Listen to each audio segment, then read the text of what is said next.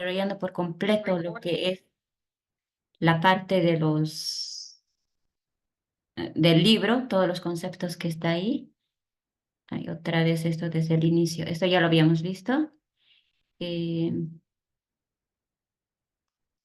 ya. Esto es el último capítulo de la parte 5 que es electricidad y magnetismo.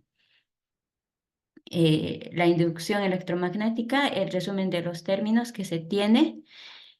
Bueno, es la ley de Faraday, que tiene que ver con una contraparte de las leyes de Maxwell, ¿no? El libro sí te está mencionando con respecto a esta contraparte, con las leyes de Maxwell y la ley de Faraday, pero a tomar en cuenta que aquí nos está diciendo un resumen y te dice, se crea un campo magnético en cualquier región del espacio donde un campo eléctrico cambia al paso del tiempo. La magnitud del campo magnético inducido es proporcional a la rapidez con que cambia el campo eléctrico. La dirección del campo magnético inducido es perpendicular a la del campo eléctrico que cambia, ¿no? Y ahora, ¿por qué nos está haciendo ejercicio también? Porque todo el texto mayormente explica lo que son los conceptos, pero no da las ecuaciones, ¿no? Por ejemplo, aquí te dice en cuanto a la ley de Faraday y te menciona, ¿no? La magnitud del campo magnético, que es inducida es proporcional a la rapidez con que cambia el campo eléctrico, pero no están las ecuaciones, ¿no? Después, algo que toma en cuenta también es la inducción magnética, que en el resumen no está mencionando, pero la inducción magnética sí se ve, ¿no? Se puede generar o se llega a obtener una cantidad de corriente cuando se lo introduce en bobinas, ¿no? Que están a su alrededor y si se lo introduce un imán, entonces se ve que va a ir circulando la corriente eléctrica. Eso es la inducción magnética.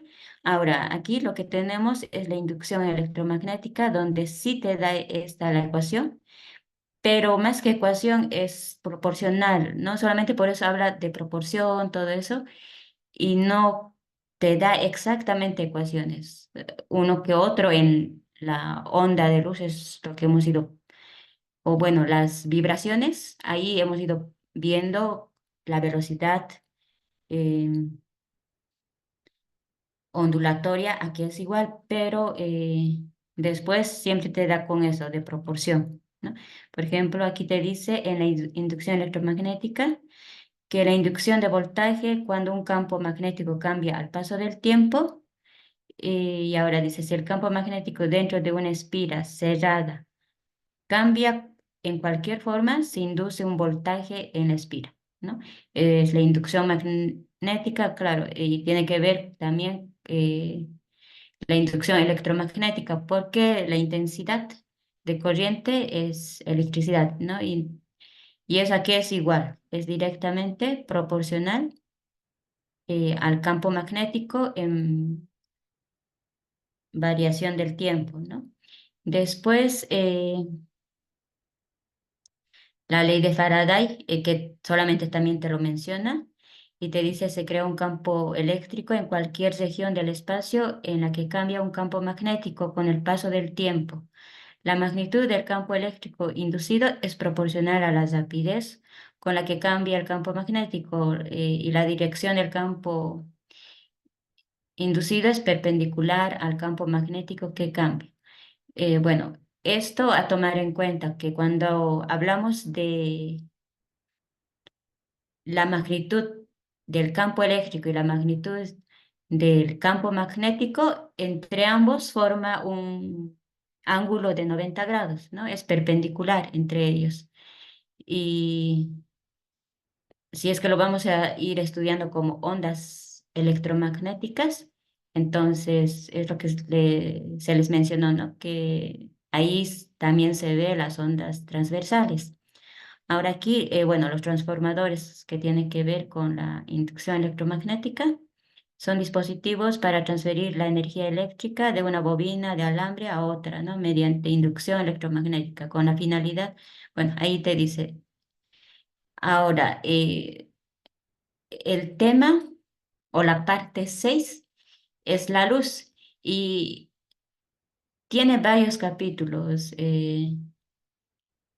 la luz, ¿no? Uno de ellos es la propiedad de la luz y ahí te explica en cuanto, primeramente, la onda electromagnética, el espectro electromagnético también, lo va a ir explicando, las longitudes de onda, las frecuencias de cada uno del espectro electromagnético, eso lo menciona, pero también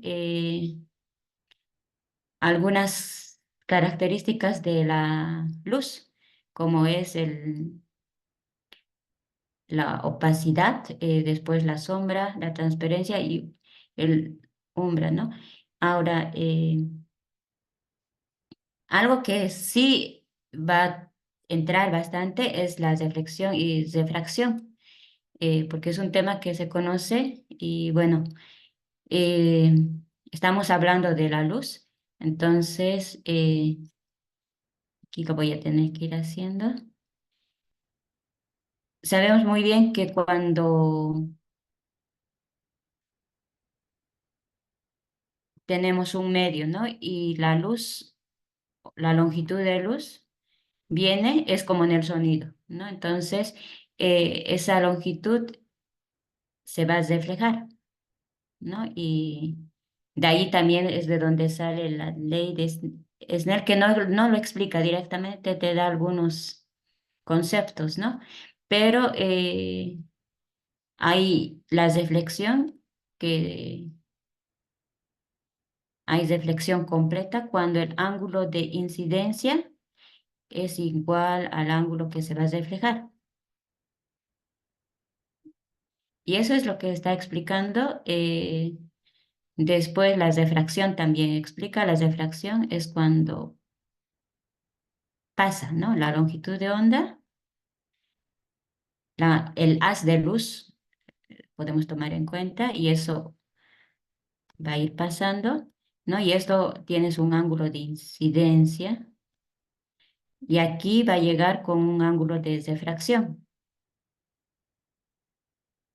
Ahora, todos estos conceptos son aplicados en lo que nosotros conocemos los lentes y también en el tema de espejos, ¿no?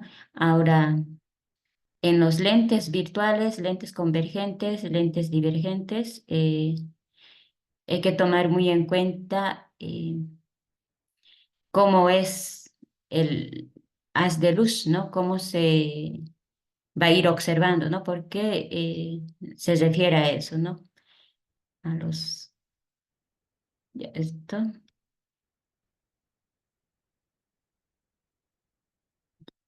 Después hay otros conceptos que es la aberración, el ángulo crítico, eh, bueno, que tiene que ver con el ángulo de incidencia mínima dentro de un medio donde un rayo de luz se refleja totalmente. Eso es el ángulo crítico. Ahora, la imagen real, imagen virtual, es lo que se va a ir formando en los lentes, pero también en los espejos, ¿no? Y se estudia eso bastante. Aquí en las ondas luminosas, no, no está. Solamente el libro, a ver, tampoco no te muestra el libro lo que las imágenes se forman, ¿no? Es un libro totalmente conceptual. Ya, aquí está la reflexión y la refracción, ¿no?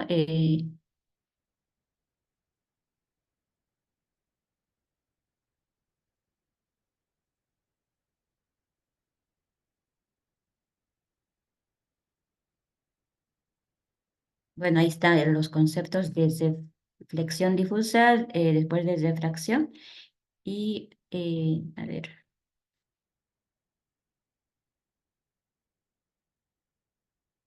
ahora sí. Refracción,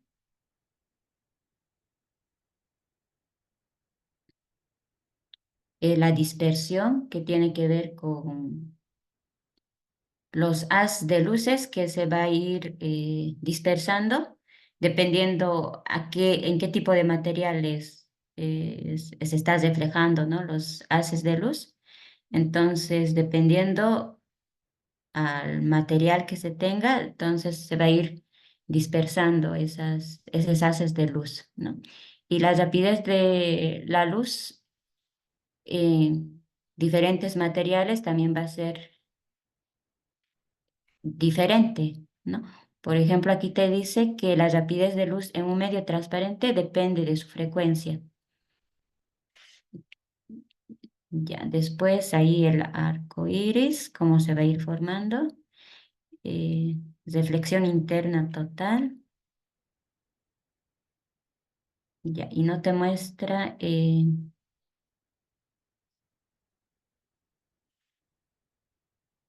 bueno, aquí tienes lentes y,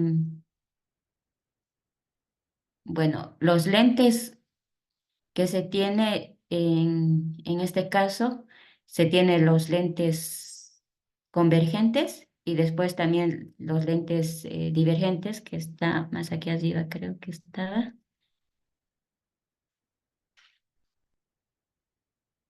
Aquí está, ¿no? Eh, un lente convergente y un lente divergente, ¿no? Y depende del haz de luz que va a ir pasando en los lentes, ahí tienes los dos casos. Después, algo que se estudia bastante dentro de la malla curricular en los colegios es los espejos, ¿no? Junto con los lentes, claro, pero el libro no lo tiene. Ya, aquí está, los espejos planos, espejos cóncavos y convexos.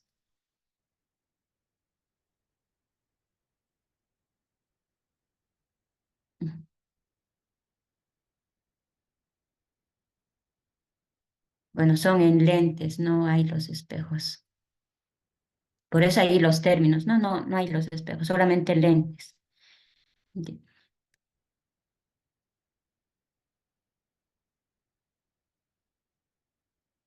ya, después el otro tema que tenemos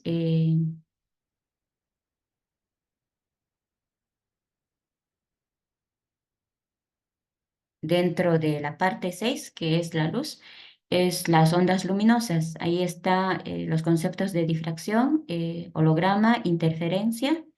Bueno, la interferencia, si vamos a estudiar con ondas, ya sean ondas electromagnéticas, después en la mañana que habíamos visto las ondas de sonido, en este caso las ondas de luz, después vamos a ir viendo de la radiación. Siempre se va a presentar la interferencia, ¿no? Y habíamos mencionado, lo mismo se aplica, ¿no? Que hay interferencia constructiva, destructiva, y eso depende de la combinación. Ahora, si hablamos de ondas luminosas, son los haces de luz. Entonces, ¿qué es lo que va a pasar? Un haz de luz que va a venir y hay otro de otro lado que va a venir, entonces va a haber una interferencia, ¿no? Entre ellos y ¿qué va a pasar? ¿Va a alumbrar más o menos? Ya, después la polarización también habíamos visto en las ondas electromagnéticas. Después el principio de Huygens, todo punto de su frente de ondas se puede considerar como una nueva fuente de ondas pequeñas que se combinan y producen el siguiente frente de onda. Y los puntos de este último son fuentes de ondas que siguen y así sucesivamente, ¿no? Eso dice el principio de Huygens, ¿no? Ya. Después, aquí en el libro empieza con el principio de Huygens, ¿no? Vamos a ir otra vez así, viéndolo rápido. Después hay la difracción. en cuanto a las ondas luminosas, qué es lo que pasa. Y aquí también tiene que ver los materiales con que va a ir chocando las ondas luminosas.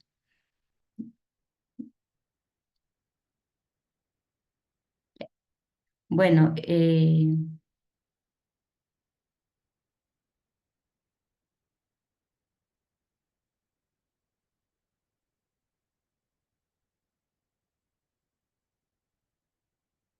el otro tema es, bueno, emisión de luz. Eso creo que ya no está. Sí, ya no está.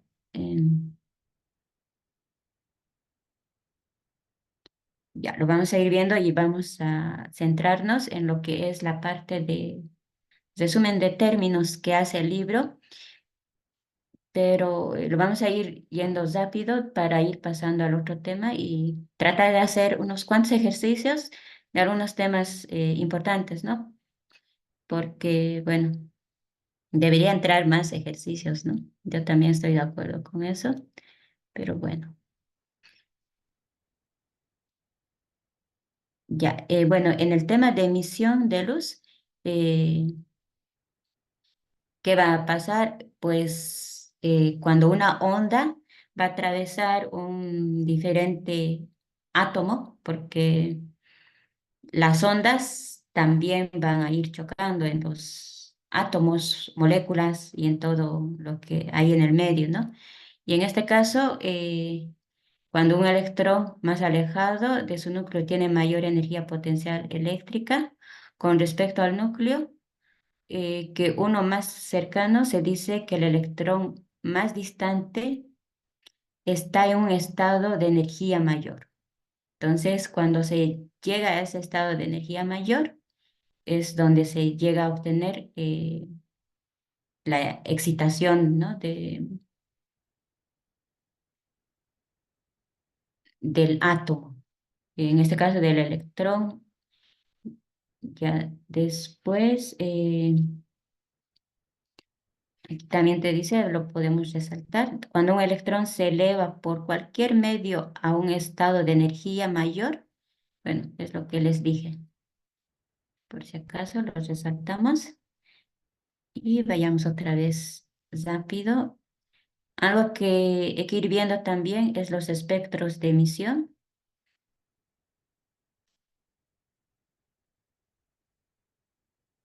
que en diferentes materiales va a ir cambiando, ¿no? Y ahí tenemos para diferentes materiales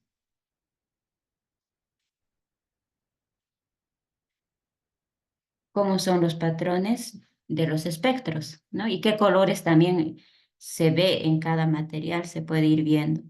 Si es que estamos hablando de las ondas luminosas. Ya, vayamos después a la incandescencia. Bueno, si estamos hablando de luz, la incandescencia es una propiedad y tiene que ver con el rojizo de una resistencia, ¿no? En especial cuando tenemos ahí una estufa, si es que tenemos en casa. Bueno, en Santa Cruz no hay mucho. Ya, a ver, vamos a ir a lo siguiente después. Espectros de absorción. Ya, eso, bueno, también es en el mismo tema, incandescencia, ¿no? La fluorescencia, después, que vemos en las lámparas fluorescentes, después los láseres, que se aplica bastante, ¿no? Y ahí tienes un láser que emite un haz y es roja la que se tiene, ¿no? Y ya, el resumen de términos, ahí está, llegamos. Eh, espectros de absorción. Ahí te menciona que es continuo con el de la luz blanca interrumpida por líneas o bandas oscuras debidas a la absorción de la luz a ciertas frecuencias, ¿no? Después el espectro de emisión es la distribución de longitudes de onda de la luz producida por una fuente luminosa. Después ahí tenemos el espectroscopio, que es el que se encarga de medir la luz. Es un instrumento óptico, ¿no? Eh, y en lo que mide son las longitudes de onda, ¿no? Que se van a ir formando. Después ahí la excitación, el libro sí lo explicaba. Bueno, todos esos conceptos están, pero algunos no están todos en los resúmenes, por eso las anteriores lecciones nos habíamos centrado en ir viendo paso todo lo que estaba, pero bueno, ahora ya no hay mucho tiempo y por eso estamos fijándonos algunas cosas muy importantes, ¿no? Que con seguridad va a faltar. Ya. Después, el otro tema son los cuantos de luz, ¿no? Los cuantos de luz tienen que ver con, bueno, el nacimiento de la teoría cuántica, ¿no? Y ahí es donde se habla bastante de la energía, que es la constante H multiplicado por la longitud de onda o la constante de Planck, ¿no? Pero es una introducción y de aquí ya entra a la parte 7 que sería, ¿no? A ver,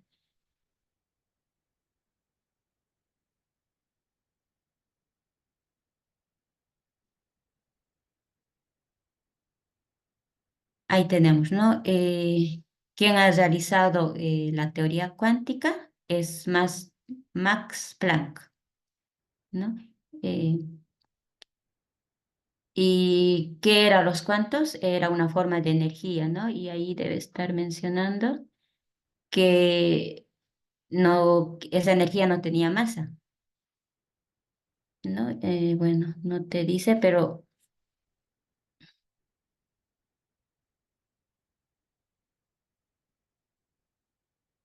ya. Yo creo que más adelante debe estar porque la energía que se considera es, como les había mencionado, la constante de Planck multiplicado por la longitud de onda. Ya.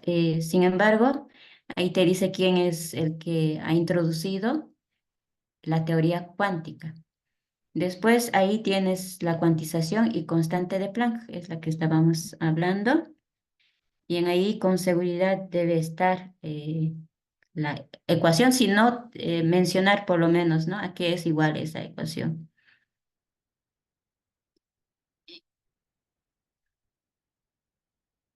Ya, ahora cuando vamos a ir hablando de los cuantos de luz, esto tiene que ver con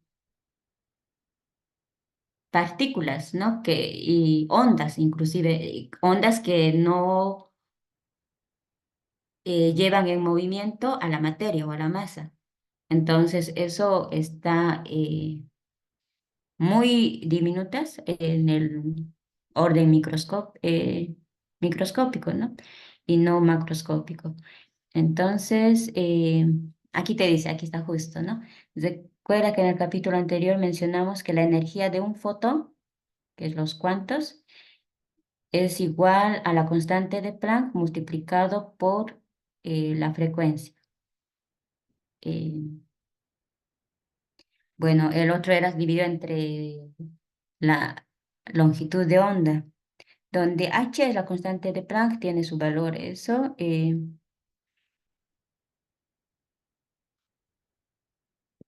y bueno, esa constante de Planck es muy fundamental que el libro menciona y aquí está. La ecuación constante de Planck por la frecuencia y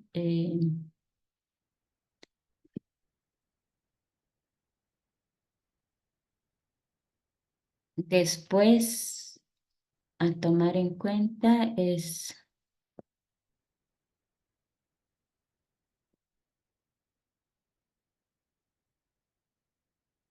Ya, algo que tomar en cuenta, ¿no? Que la ecuación de la constante de Planck explica por qué la radiación de bueno, la radiación de microondas muy pequeñas no puede dañar las moléculas de las células vivas, porque si pueden, ya bueno, hasta ahí, no pueden dañar, ¿no? ¿Y por qué? Dice, sí pueden dañarlas la luz ultravioleta y los rayos X y bueno, y los otros rayos, ¿no? Rayos gamma, ahí la radiación nuclear, que tiene que ver bastante. Entonces, cuando hablamos de física cuántica, ya se va acercando también a la física nuclear. Es por eso que el otro capítulo, ahí el libro que toma en cuenta, bueno, que lo está dividiendo y lo estudia, es la física cuántica misma, ¿no? Esto es una introducción que lo da. Después, el efecto fotoeléctrico. Ya. El efecto fotoeléctrico, estudiado o dado a finales del siglo XIX, notaron que la luz es capaz de expulsar electrones de diversas superficies metálicas, ¿no? Y ahora, ¿eso qué es? Aquí te dice, eso sería el efecto fotoeléctrico. Ahora,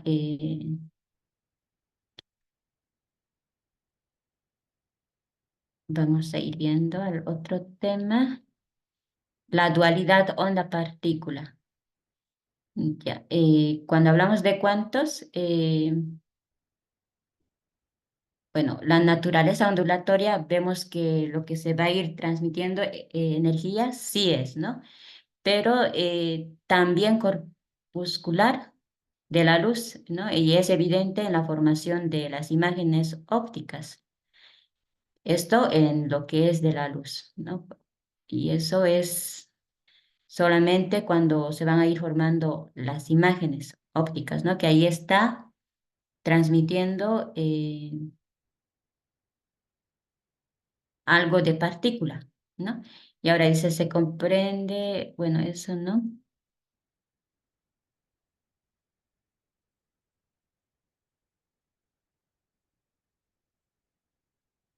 Bueno, ahí, y otro que se aplica con esto de las imágenes es bastante en los rayos X, también en el campo de la electromagnética, ¿no? Los estudios que se hacen con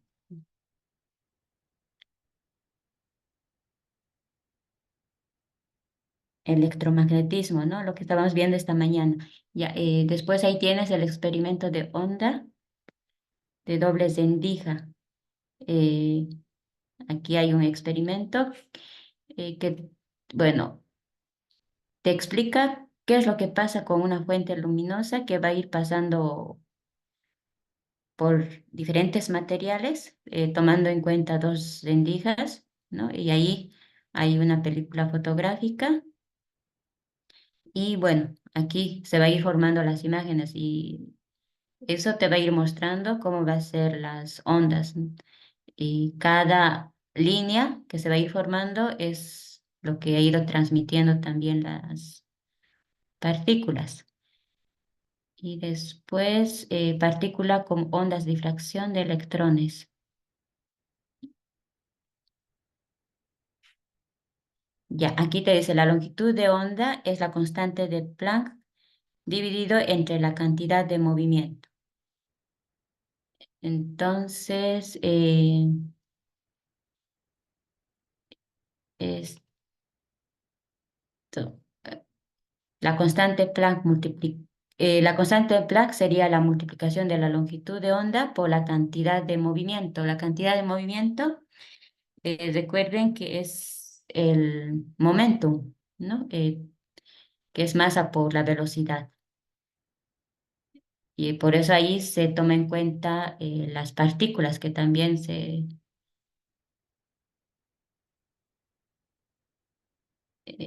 eh, hay transferencia, pero eso es porque se va formando las imágenes.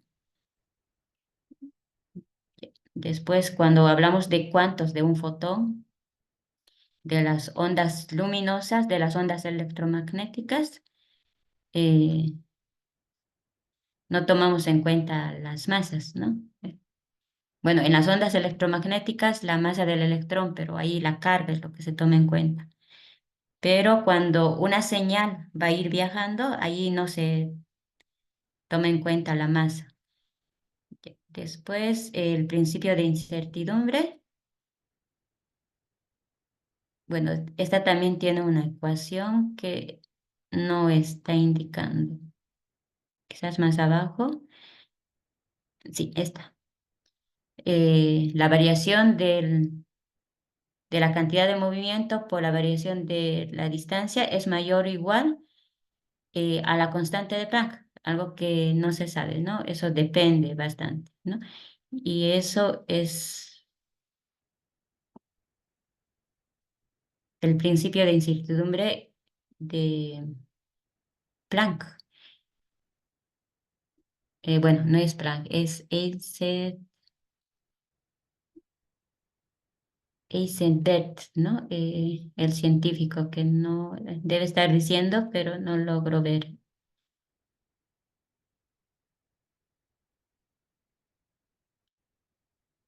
Ya. Después, la incertidumbre en nuestro conocimiento de la energía y la duración de la medición de la energía se relaciona también con esta ecuación.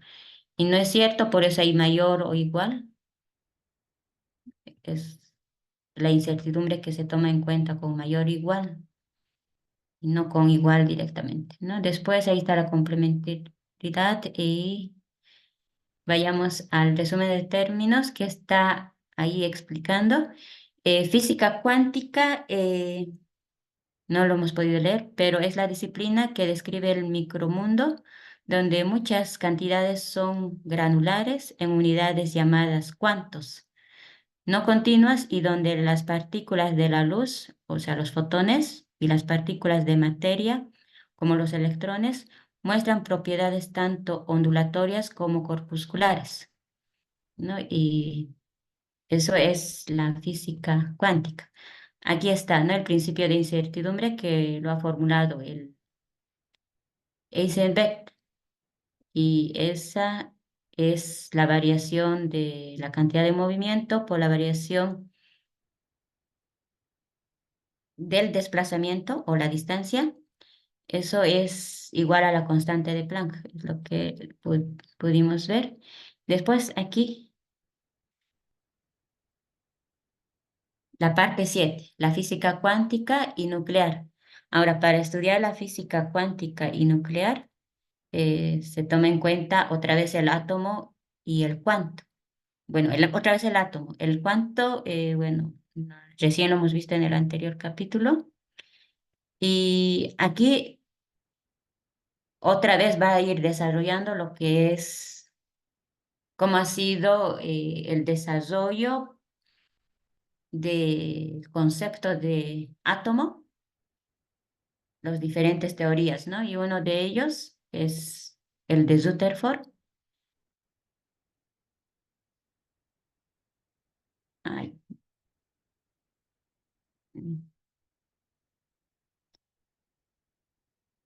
cómo se ha descubierto el electrón, quién es el que ha descubierto, también te lo dice. Entonces, algo que me han sugerido es de que hay veces entra fechas, ¿no? En física, ¿no? Entonces, lo vamos a ir repasando. Aquí hay algunas fechas. Por ejemplo, a finales del siglo XVI, William Hilbert, el médico de la reina Isabel, ¿no? Encontró otros materiales que se comportaban como el ámbar, ¿no? A los que llamó eléctricos, ¿no? Entonces, el descubrimiento del electrón han sido estudiando la electricidad, que eso ya se veía hace tiempo, ¿no? Pero sin embargo, el que lo ha dado a conocer es William Hilbert, el médico, ¿no? Eh,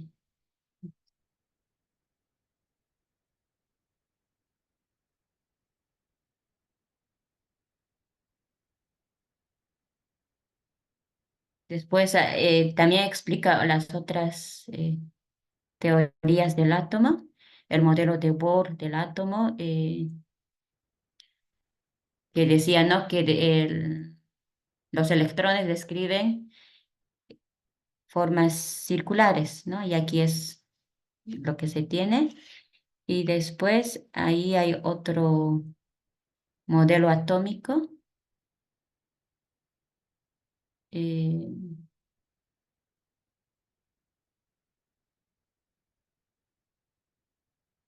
ya solamente está el de Bohr, el de... No hay los otros modelos, ya. Pero igual, vamos a ir viendo porque arriba ya lo vimos y ahora los tamaños relativos de los átomos, ahí que se les estaba mencionando las primeras clases, aquí te da, ¿no? Dice, los diámetros de las órbitas electrónicas en el modelo de Bohr están determinados por la cantidad de carga eléctrica en el núcleo. Por ejemplo, el protón positivo en el átomo del hidrógeno sujeta a un electrón a una órbita de cierto radio. Si aumenta el doble de carga positiva del núcleo, el electrón en órbita será atraído a una órbita más estrecha del radio, pero no te dice sus valores.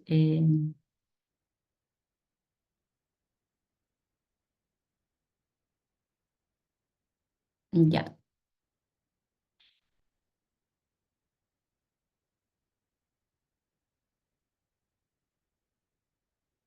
sí mostraba algunos los valores de la relación que se existe entre los átomos, ¿no?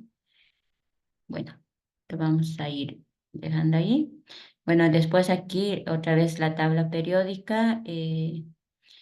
Eso porque eso tiene, si estamos hablando de física cuántica, entonces hay que tomar en cuenta los núcleos y en los núcleos está compuesto por protones y neutrones, ¿no? Entonces es importante conocer la tabla periódica y los isótopos también se toma en cuenta, ¿no? Eso es en la física moderna, en este caso estamos en física cuántica. Ya, después ahí te dice la explicación de los niveles de energía cuantizados, las ondas electrónicas. Ahora aquí hay que tomar en cuenta cuando los electrones suben a otro nivel, entonces o bajan o van cambiando de nivel. eh, Hay que tomar en cuenta con qué energía lo hacen, ¿no? Y bueno, no te explica, ¿no? Los niveles de energía de los electrones cuando se tiene, solamente te lo menciona, claro. Aquí dice Luis de Broglie presentó el concepto de ondas de materia y aquí te dice, ¿no? Supuso que una onda está asociada con otra partícula y que la longitud de onda de la materia tiene una relación inversa con la cantidad de movimiento de la partícula. Estas ondas de materia se comportan igual que las demás ondas, pueden dejarse refractar, difractarse e interferir entre sí. Aprovechando la idea de la interferencia, de Broglie demostró que los valores discretos de las órbitas de Bohr son una consecuencia natural de las ondas electrónicas estacionarias. Y una órbita de Bohr existe cuando una onda electrónica se cierra en sí misma. Es por eso que ahí el modelo atómico de Bohr estaba mencionado, ¿no? Porque Bohr también habló sobre los niveles de energía de los electrones, cómo es. Ya, después, la mecánica cuántica.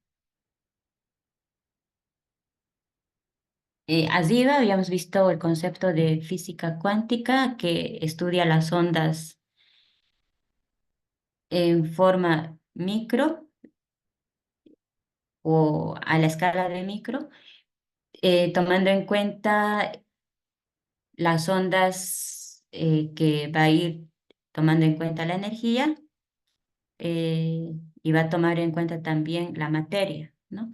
Ahora aquí, en la mecánica cuántica hay que ir tomando en cuenta cómo es o cómo son las ondas de, de las partículas que se tienen, ¿no? En el átomo y en el núcleo también a la vez. Y todas esas ecuaciones que lo va a ir describiendo a ese fenómeno son las ecuaciones de Schrödinger, ¿no? Y ahí hay que tomar en cuenta muchos aspectos, por ejemplo, la amplitud. Después hay que tomar en cuenta también las longitudes de onda.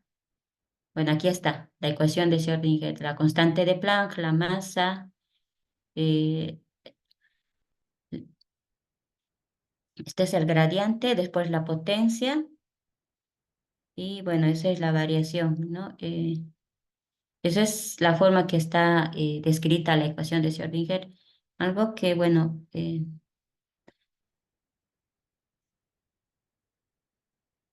ya. Después, ahí está el resumen, ecuación de onda de Schrödinger, lo que toma en cuenta, electrón, bueno, la definición ya estaba arriba, mecánica cuántica, núcleo atómico, principio de combinación de Higgs, principio de correspondencia, y después el tema del núcleo atómico y la radioactividad.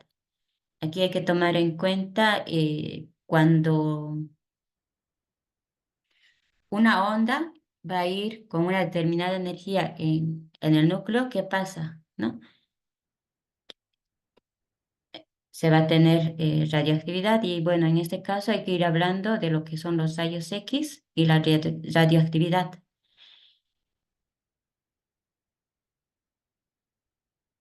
Bueno, aquí las imágenes que se va a ir formando la radioactividad que ha sido estudiada por Marie Curie en el año 1867 a 1934 en ese tiempo que ha vivido, ¿no? Después, el primero que ha sacado la radiografía de su mano es un científico, ¿no? Y aquí está, ¿no? Zouthead, ¿no? Anuncia el descubrimiento de los rayos X, pero el físico francés Anthony Henry intentó determinar si algunos elementos emitían rayos X, ¿no? Pero, ¿cómo funciona los rayos X, ¿no? Se da una determinada energía y en diferentes tubos de rayos X, y ahí lo que tiene que tenerse aquí es un tubo del vacío, ¿no? Para poder ahí hacer circular mediante ese tubo una, un potencial. Y entonces, ¿qué va a pasar? Eso va a emitir y ahí es como se obtuvo la primera, la primera imagen con rayos X, ¿no? Después ahí tienes algunos casos de radioactividad y algunas radiaciones que hay que tomar en cuenta. Son los rayos alfa, beta y gamma, que están en nuestro medio, ¿no? Y son en la naturaleza se encuentra bastante y también algunos compuestos, ¿no? Y también estos rayos alfa, gamma, beta tiene que ver con, bueno, todo eso está dentro del espectro electromagnético, ¿no? Tiene su longitud de onda, su frecuencia también, pero aquí te dice, ¿no? Los rayos alfa tienen carga eléctrica positiva tomar en cuenta. Después los rayos beta tienen carga negativa.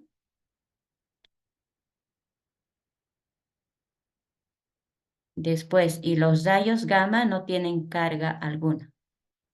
Pero sin embargo, ambas radiaciones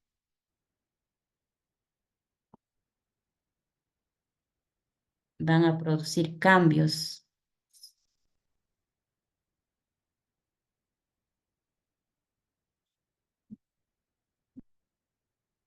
Ya, después vayamos a este otro tema. Ahí tenemos, estamos hablando el núcleo atómico y la radioactividad. Entonces, ¿qué es lo que pasa en el núcleo? Si sabemos que está formado por protones y neutrones, entonces, ¿cómo es que emite esas radiaciones de alfa, beta y gamma? ¿No? Esas tres radiaciones, alfa, gamma y beta, se considera que no tiene masa, ¿no? Ahora, aquí te habla con emisión beta. Aquí dice, veremos que cuando se expulsa un electrón de un neutrón, ¿qué va a pasar? Va a emitir, va a haber una emisión de beta. Ahora, bueno, lo que va a pasar con lo que se va a ir expulsando ese electrón, se va a ir convirtiendo en un protón. Eso también ustedes lo saben. Después, el alfa. Aquí está. La emisión de partículas alfa es un fenómeno cuántico que se puede entender en términos de ondas y probabilidad.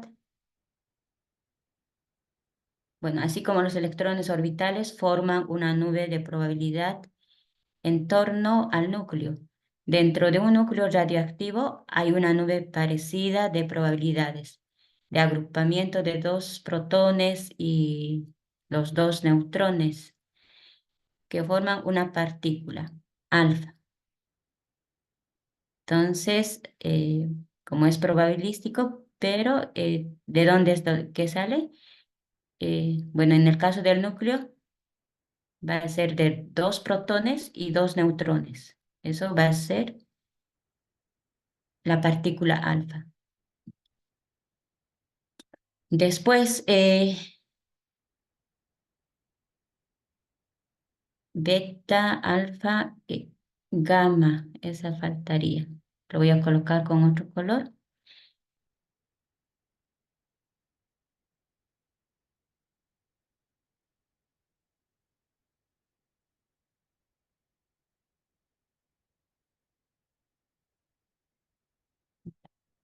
No está, o no lo encuentro el de alfa. Bueno, el de alfa está, el de gamma, perdón.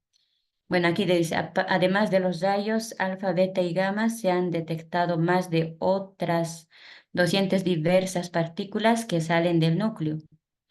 Bueno, cuando se le golpea con partículas energéticas, no se cree que, es, que esas llamadas partículas elementales están enterradas en el núcleo. Bueno, y cuando hablamos del núcleo, ahí sí va a ir variando los neutrones, la cantidad de masa a lo que se concentra es en el núcleo.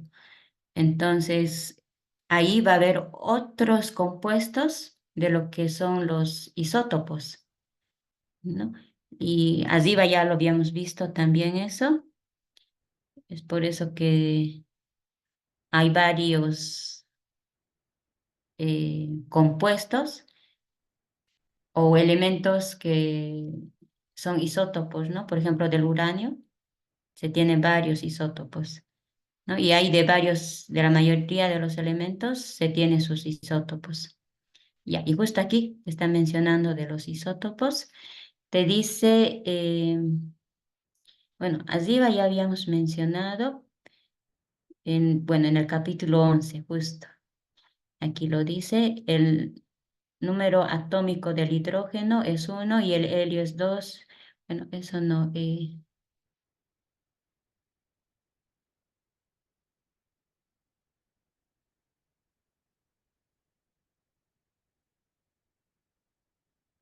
Ya. Bueno, es cuando se va a ir variando los neutrones, ¿no?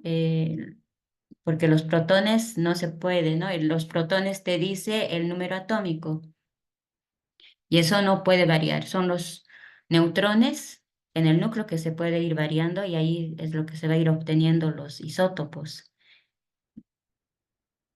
Aquí está, por ejemplo, del hidrógeno, dice, ¿no? El isótopo de hidrógeno con doble masa es esta, ¿no? Sabemos muy bien que el hidrógeno normal que nosotros conocemos, su masa también es 1, pero si es 2, pues es un isótopo, ¿no? Y a eso, bueno, se lo llama deuterio, que no está en la tabla periódica, porque es un isótopo del hidrógeno. Después hay una lista amplia de lo que son los isótopos, que depende de la variación de los neutrones. Y ahora aquí, ¿por qué los átomos son radioactivos? Bueno, dentro del núcleo se tiene neutrones y protones, ¿no? Y aquí te dice que los protones son cargas positivas muy próximos entre sí, que hay un núcleo, que hay en el núcleo, ¿no? Y tienen gigantescas fuerzas de repulsión entre sí. Ahora, bueno, cuando hablamos de elementos radioactivos hay que tomar también en cuenta la fusión y la fisión, ¿no? Y de ahí es de donde también sale la física nuclear, tomando en cuenta los dos casos. Ahora, la fuerza que existe dentro del núcleo eh, estaría una de las fuerzas, de las cuatro fuerzas que se conocen, ¿no? De las fuerzas débiles y fuerzas fuertes, ¿no? Y te lo debe decir eso, aquí está. La principal fuerza de una fuerza nuclear es la que mantiene unido al núcleo y se llama fuerza o interacción fuerte. Es una fuerza de atracción que actúa entre los protones, los neutrones y las partículas llamadas los mesones, ¿no? Y hay más partículas en los mesones. Eh, después, bueno, los mesones y todas las partículas, a ellos se los llama hadrones, ¿no? Y después vayamos. Me falta 200 páginas más. Ya, a ver, vamos a verlo. Ya es las 10, eh, pero es hasta 10:30. Un ratito. Bueno, en cuanto a los detectores de radiación, hay varios, ¿no? Uno de ellos es el detector de Geiger, que es un tubo. No sé si eso estás mencionando, es porque este último ya no logré analizar.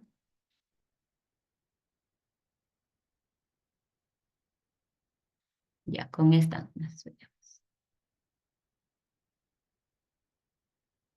Ahí está, justo. El contador Geiger consiste en un alambre central en el interior de un cilindro hueco de metal lleno con gas a baja presión entre el cilindro y el alambre. Se aplica un voltaje, bueno, eso es el contador Geiger. Después ahí también se tiene una cámara de niebla. Después hay otros detectores.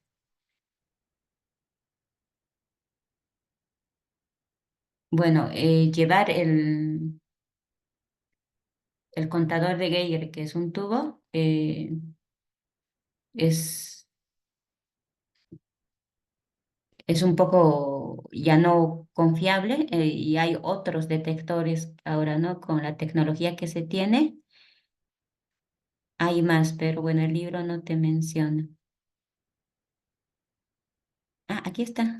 las trazas de partículas que se ven en una cámara de burbujas, la cámara de chispa, dispositivo formado por un conjunto de placas paralelas próximas entre sí. Se alteran las placas, después un contador de centello. Aquí está, hay algunos de estas de aquí. El contador de centello es,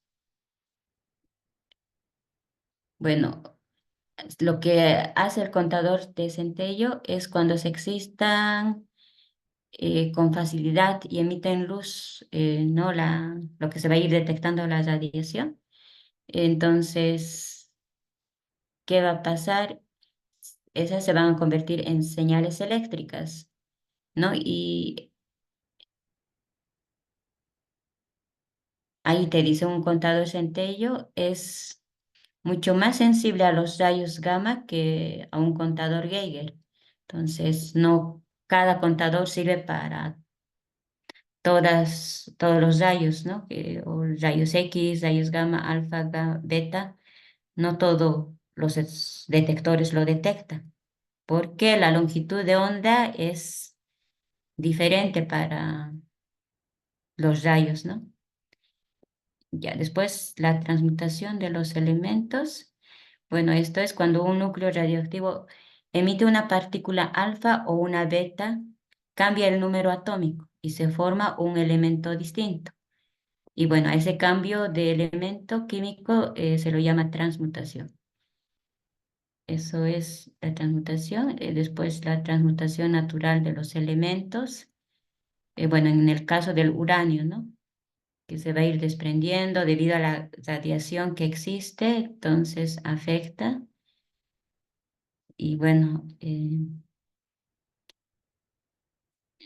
ahora sí, vayamos con esta. Isótopos radioactivos. Esto de los isótopos radioactivos mayormente son con los elementos que son radioactivos, ¿no? Uno de ellos es el uranio. Ya, después fechado con carbono. Ya no lo vamos a ir viendo porque quiero ver el otro tema. El resumen, bueno, está ahí, ¿no? Los rayos X de la radioactividad, rayos alfa, beta, gamma. Ah, pero estas son las preguntas de repaso que también se tomen en cuenta para hacer, para generar el simulacro, ¿ya? Bueno, aquí está el resumen. Los isótopos, nucleón, número atómico, número de masa atómico, los quarks no hemos podido ver, pero son partículas elementales constituyentes o piedras constructivas de la materia nuclear. Eh, Después ahí tienes la radioactividad, rayos alfa, y el otro tema es esta, ¿no? Fisión y fusión nuclear, es lo que les estaba hablando. Cuando un- una partícula, ya sea o una radiación alfa, beta, gamma, o rayos X también, ¿no?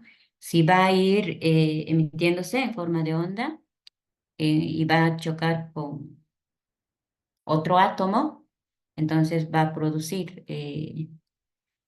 uno de estos dos, ¿no? Fisión y fusión nuclear. Entonces vamos a ir viendo la fisión y la fusión. Reactores de nucleares de fisión.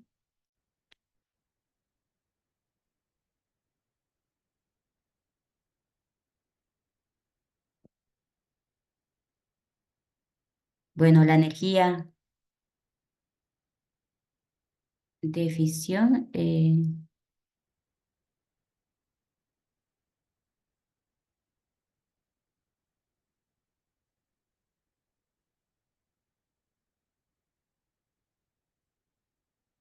está explicando la fisión nuclear, pero con la energía nuclear lo vamos a poder ir viendo. Energía de fisión directamente.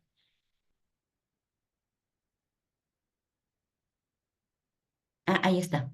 fisión nuclear, ¿no? La fisión nuclear implica un equilibrio delicado dentro del núcleo entre la atracción nuclear y la repulsión eléctrica entre los protones.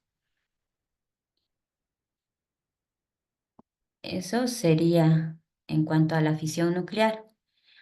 Ahora, cuando vamos a tomar en cuenta la fisión nuclear, en la cual se quiera separar, ¿no? O bueno, se quiera llegar a obtener que los protones, ¿no? Eh, con el núcleo, sabemos muy bien que en su alrededor hay los electrones, ¿no? Electrones con protones siempre se atraen, ¿no? Y la fisión nuclear lo que trata de hacer es de que en vez de que haya atracción, haya repulsión. Entonces, eso es complicado, aunque el hombre sí ha tratado de hacerlo, pero se tuvo muchas consecuencias, ¿no?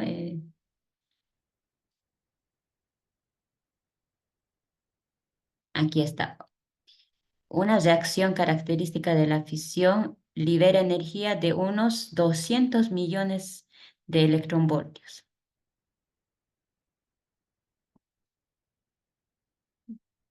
Ya, y bueno, como les dije, entonces esas ondas que van a ir viajando, esa energía que se va a ir liberando, afecta bastante y un ejemplo es la explosión de la molécula de TNT, libera solo 30 voltios, es lo que te dice, ¿no? Pero bueno, es no con nada, nada comparado con lo que tienes en el núcleo, que se tienen protones y neutrones, ¿no? Y después, a ver,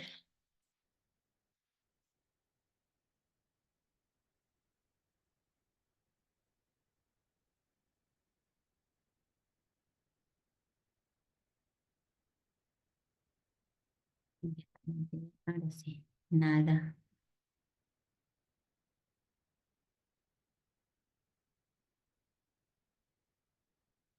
Bueno, la fisión nuclear se aplica bastante en los reactores nucleares, ¿no? En muchos países lo utilizan como una energía eléctrica, ¿no?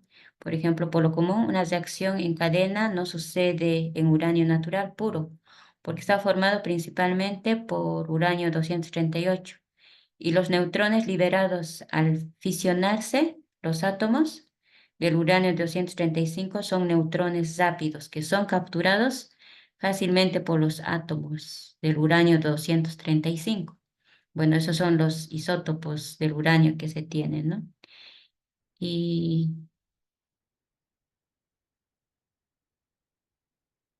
aquí se tiene una ilustración imaginaria del momento en que Fermi y su colega terminaron el primer reactor nuclear en la cancha de squat, ¿no? Bueno, ahí está.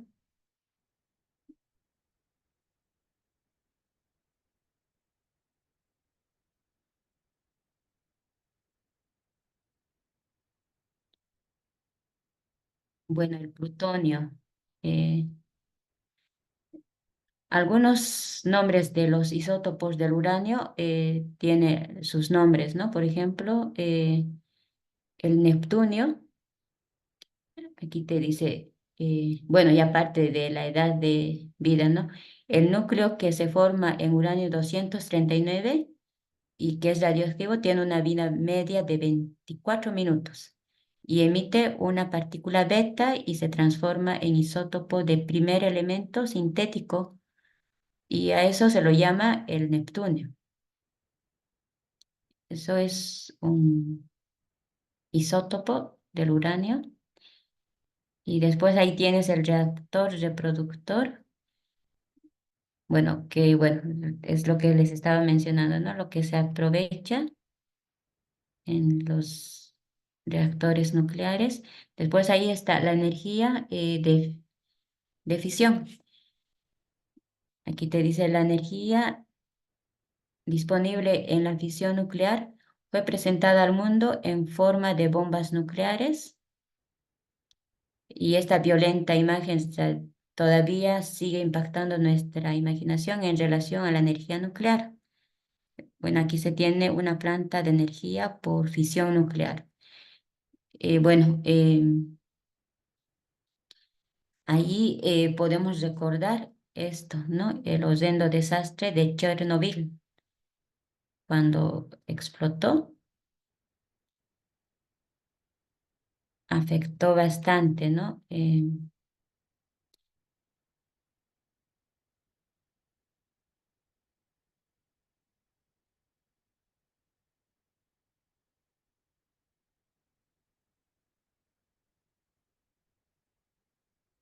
Bueno, y ahí te dice cómo fue. Bueno, eso es ya historia. Y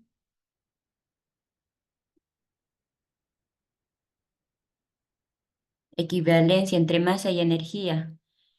Bueno, se toma en cuenta esta, la energía de Einstein, que es la masa por la velocidad de la luz. Y algo que hay que tomar en cuenta en la equivalencia entre masa y energía. La masa es un superacumulador y bueno, almacena energía, cantidades vastas de energía que se pueden liberar siempre y cuando la masa disminuye, ¿no? Entonces aquí, claro, si disminuye la masa, la energía va a ser más, a ver, depende de la velocidad de la luz, ¿no? Después,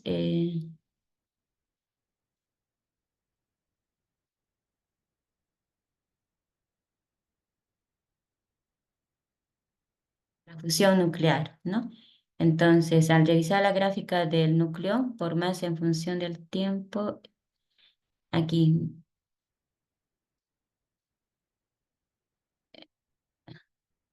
ya, al revisar la gráfica del núcleo, por más en función del número atómico, se ve que la parte más pendiente del valle de energía está entre el hidrógeno y el hierro.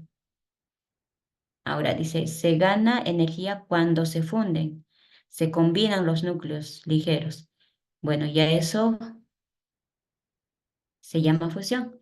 En cambio, en la fisión es que se quiere separar, en cambio, en la fusión se quiere unir, ¿no? Y aquí es lo que te muestra, ¿no? ¿Qué pasa con los átomos tomando en cuenta el número atómico de los diferentes, ¿no? Y eso está en la figura 3419, es esta misma. Dice en función del tiempo y aquí está el número atómico.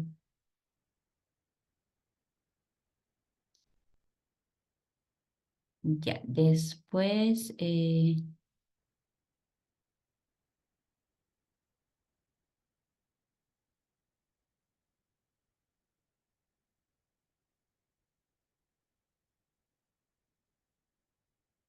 ya, ¿cómo se controla la fusión? Ya, aquí te dice, los océanos en el mundo contienen deuterio, con un total o con un potencial de producir mucho más energía que todos los combustibles fósiles. Bueno, es por eso que hay muchos países que estudian, ¿no? Esto del caso de la fusión o lo que es la física nuclear en sí misma, para poder aprovechar la energía, no solamente bombas atómicas o armas nucleares, sino también como combustible. Ya, después, pero como estamos hablando dentro del núcleo del átomo, entonces hay consecuencias, ¿no? Y se debe tener muy en cuenta, ¿no? Eh, que a la fusión, como lo posible, satisfactor las necesidades de energéticas a largo plazo, sí puede ser, pero hay que tomar en cuenta la parte o el peligro, ¿no? Hay que tener mucho cuidado. Ahora, y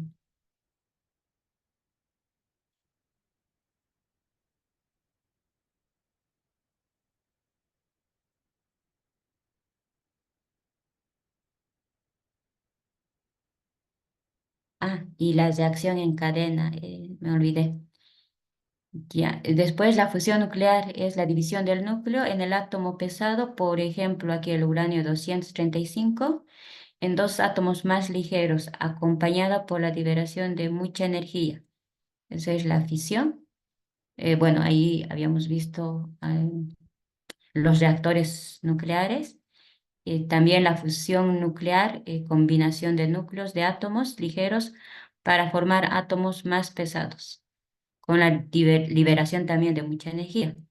¿No? No olvidemos que esto es cuando se unen y esto es cuando se quiere separar, ¿no? En el núcleo. Y ahora la fusión termonuclear es la fusión nuclear producida por alta temperatura. Ahora la masa crítica no lo hemos visto. Tiene que ver en un reactor o bomba nuclear que sostenga una reacción en cadena. Entonces, hay que tomar en cuenta la masa crítica, si no, se puede producir la reacción en cadena. Y aquí te dice que es la reacción en cadena, ¿no? La reacción autosostenida donde los productos de un evento de reacción estimulan más eventos de reacción, ¿no? Y hay veces, bueno, con la bomba atómica es lo que se ha producido, ¿no? Reacción en cadena, y por eso hay varios efectos o varios países que alcanzan, digo, a una superficie mayor, ¿no? Del país, en el lugar donde se ha hecho explotar la bomba, se ha extendido, ¿no? Y hay gente, mucha gente que no estaba tan cerca, aunque estaba lejos, han sido afectados. Después es la parte 8. La última parte es la relatividad. La relatividad que, bueno, ha sido mencionado o estudiado por Albert Einstein. Y esta, bueno, tiene solamente dos capítulos. La teoría de la relatividad especial, que tiene que ver con el movimiento, ¿no? Que se debe tomar con respecto a otro observador o otro punto de referencia en que se va a ir moviendo, ¿no? Y ahí hay que tomar en cuenta algunas ecuaciones. Aquí, por ejemplo, está el tiempo, pero más abajo con seguridad también ya está ahí Ya, el movimiento es relativo, ¿no? Ya habíamos mencionado que nosotros nos movemos siempre en relación a un sistema de referencias, pero la teoría de la relatividad lo estudia con más profundidad, ¿no? Porque por más que ahorita no nos estemos moviendo, el tiempo en que nos movemos se puede calcular, ¿no? Y eso hay que tomar en cuenta las diferentes masas. Eh,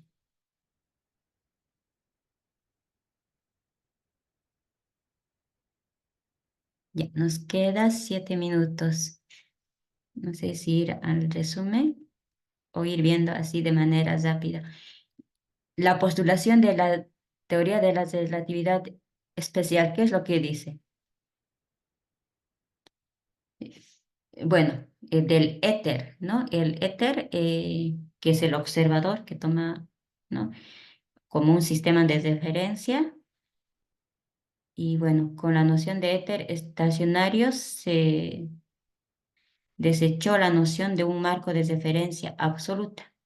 ¿Por qué? Puede haber varios referencias, ¿no? O puntos de referencia. eh, Ya, así que el éter fue desechado, ¿no? Ya no más se consideró. Y después, esta ley, muy importante, ¿no? Este es el primero de los postulados de la teoría de la relatividad. ¿Qué es lo que dice? Todas las leyes de la naturaleza son iguales en todos los marcos de referencia con movimiento uniforme, ¿no? Entonces, toma en cuenta eso y ahí es que también hay otras leyes.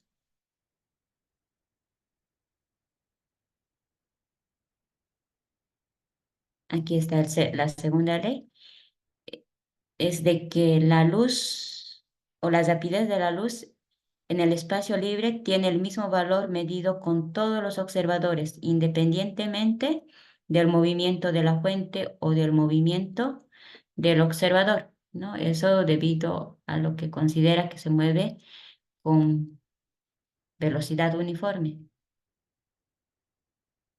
Ya falta otra ley.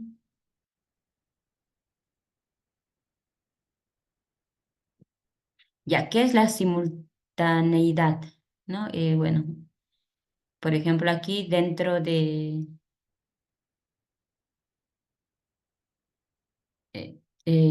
este avión, ya.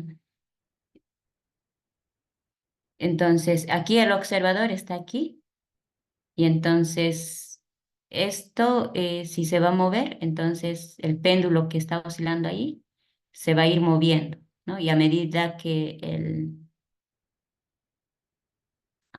el cohete o el avión se va a ir moviendo, entonces va a haber un movimiento simultáneo, ¿no? Entre el observador va a haber el movimiento que es tanto para el móvil que se mueve como el móvil, el péndulo, que se mueve también dentro de ellos, ¿no? Ahora, ¿qué es eso? Decimos que dos eventos son simultáneos si sucede al mismo tiempo. Por eso ahí el movimiento del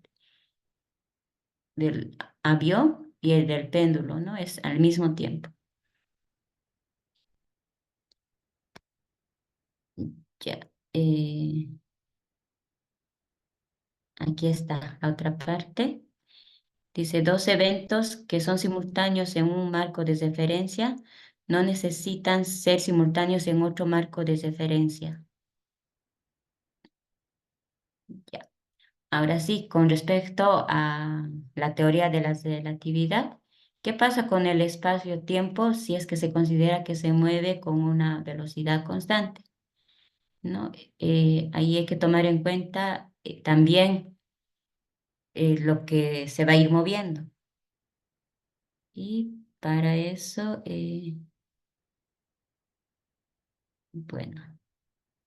No están las ecuaciones. Pero al principio, en la gráfica que estaba que estaba ahí al lado del tema, estaba una de las ecuaciones, ¿no? De tanto del tiempo y esa misma, como se considera velocidad constante, entonces se aplica ese tiempo, ¿no? Y se llega a una ecuación que tiene que ver con la raíz cuadrada, el tiempo.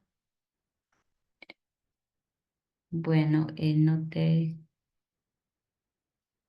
da eso.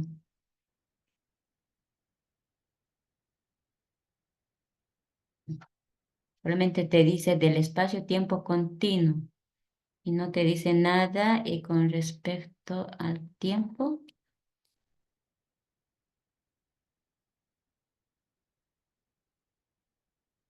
dilatación del tiempo, ¿no? Aquí, aquí está, están las ecuaciones, pero bueno, eso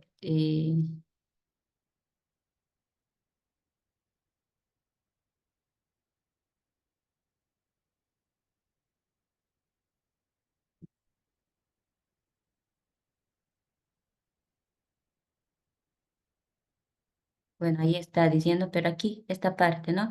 La mayor distancia diagonal debe dividirse en un intervalo de tiempo correspondiente mayor para dar como resultado el valor constante para la rapidez de la luz, ¿no? A este estiramiento del tiempo se lo llama dilatación del tiempo. Bueno, ¿y cómo se calcula, no? Aquí te dice la relación entre el tiempo, llamado tiempo propio, en el marco de referencia que se mueve con el reloj y el tiempo t medido en otro marco de referencia llamado el tiempo relativo, es igual a esta ecuación. Entonces, esta ecuación que tenemos es el tiempo relativo, ¿no? Y aquí te dice, donde B representa la rapidez del reloj vista por el observador externo, igual que la rapidez relativa de los dos observadores. Y C, bueno, es la rapidez de la luz. Ahora, esta cantidad, un raíz cuadrada de 1 menos la velocidad al cuadrado sobre la velocidad de luz al cuadrado, se representa con el factor de Lorentz. Bueno, cuando se estudia la relatividad, ahí hay que ir viendo también las ecuaciones de D'Alembert, que bueno, no está en aquí.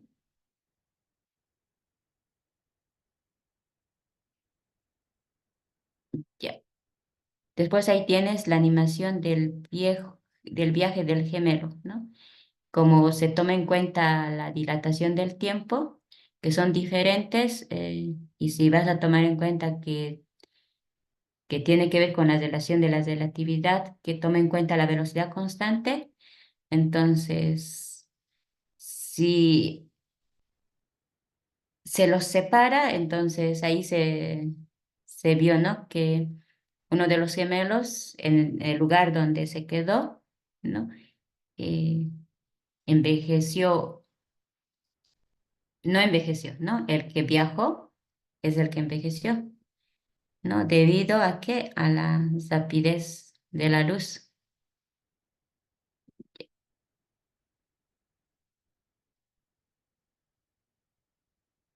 Después,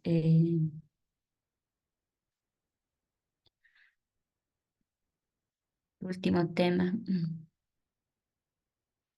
viaje espacial,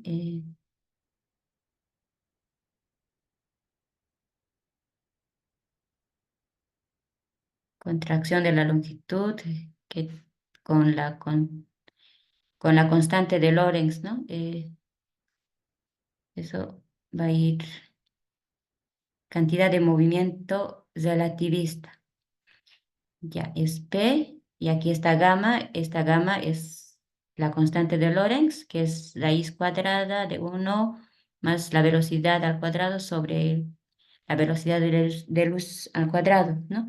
Entonces, eso se toma en cuenta aparte de su masa y de la velocidad, porque la constante de Lorentz, bueno, es adimensional, no tiene dimensiones, ¿no?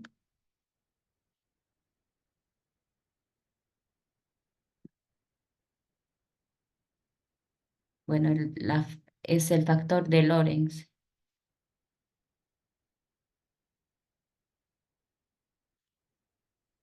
Esta cantidad de movimientos relativista que lo ha encontrado Einstein, ¿qué es lo que pasa, no? Esa definición generalizada de cantidad de movimiento es válida en todos los marcos de referencia en movimiento.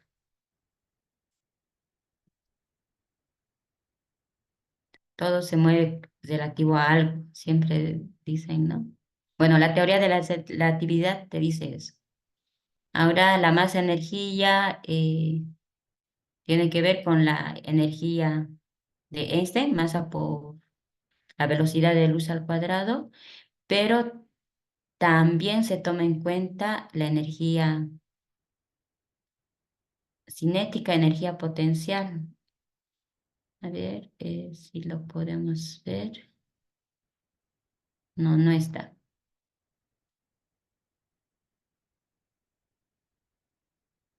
¿No ves que la energía potencial es masa por la gravedad y por la altura?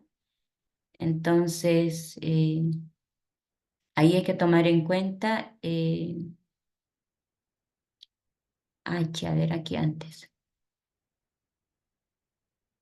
Bueno, aquí te dice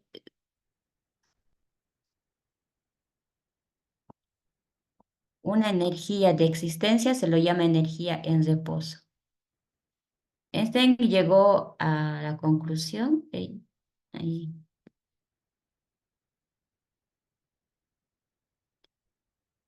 lo que se necesita es energía para hacer masa y que se libera energía, claro, según su ecuación que se tiene, y después,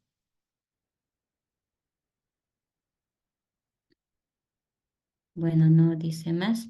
Después del principio de correspondencia, aquí tienes tiempo propio, ¿no? Y después aquí el tiempo de dilatación tiene que ver con la constante, ¿no? Esta constante de Lorentz.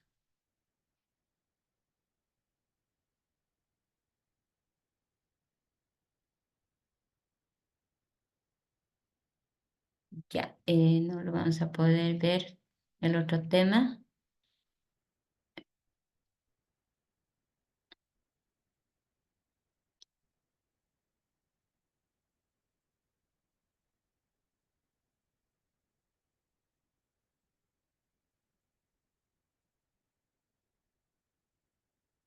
Está, ahí está. El resumen de términos, contracción de longitud, dilatación del tiempo, espacio-tiempo, marco de referencia, postulados de la teoría de la relatividad. Bueno, hemos ido viendo, ¿no? Pero aquí están las dos leyes que hemos ido marcando. Bueno, el último tema es, seguir viendo aquí, es la teoría de la relatividad, pero general. Aquí,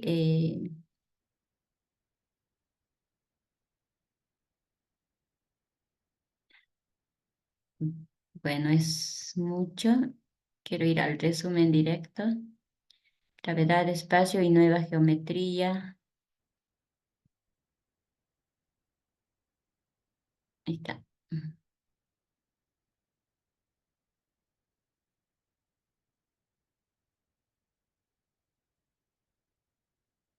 Bueno, corrimiento gravitacional al rojo es el alargamiento de las ondas de la radiación electromagnética que escapan de un objeto masivo. Bueno, después está geodésica, onda gravitacional. Bueno, es la perturbación gravitacional generada por una masa acelerada que se propaga por el espacio-tiempo.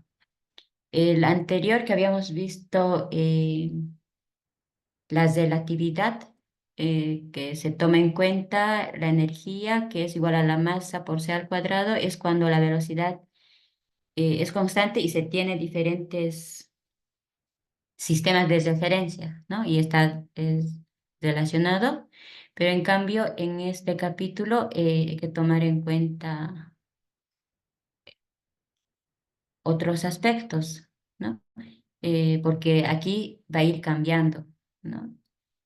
Después, el